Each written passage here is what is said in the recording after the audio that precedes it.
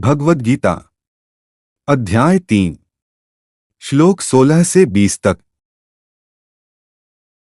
भगवद गीता अध्याय 3 श्लोक 16 एवं प्रवर्तितम चक्रं नानुवर्तयति ह्यः अघायुरिंद्रियारामो मोघ पार्थ स जीवति। सारांश, सृष्टि कर्मचक्र के नियम से चलती है। इस कर्मचक्र का पालन न करना अधर्म है। इंद्रिय सुखों में डूबा जीवन पापमय होता है। कर्तव्य से रहित जीवन व्यर्थ है। धर्मपूर्वक कर्म करना ही जीवन का सार है। भगवद गीता अध्याय 3 श्लोक 17 यस्त्वात्मर्तिरेव स्यादात्मतृप्तश्च मानवः आत्मन्येव च संतुष्टस्तस्य कार्यं न विद्यते। सारांश, जो आत्मा में ही आनंद पाता है वही आत्मर्ती है। जो स्वयं में तृप्त है वह बाहरी इच्छाओं से मुक्त है। आत्मसंतुष्ट पुरुष कर्म बंधन में नहीं बंधता। उसके लिए अनिवार्य कर्तव्य शेष नहीं रहते। आत्मज्ञान ही परम स्वतंत्रता है।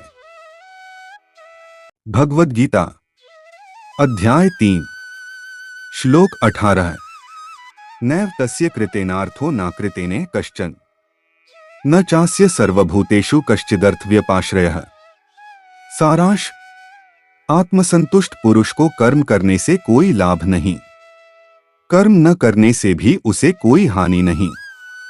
वह फल की इच्छा से कर्म नहीं करता। वह किसी भी प्राणी पर निर्भर नहीं रहता। आत्मनिर्भरता ही उसकी अवस्था है।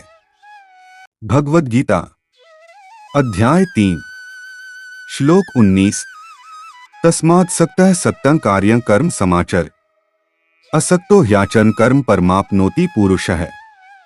सारांश, इसलिए आसक्ति त्याग कर कर्तव्य कर्म करो। श्री कृष्ण कर्म त्याग नहीं आसक्ति त्याग सिखाते हैं।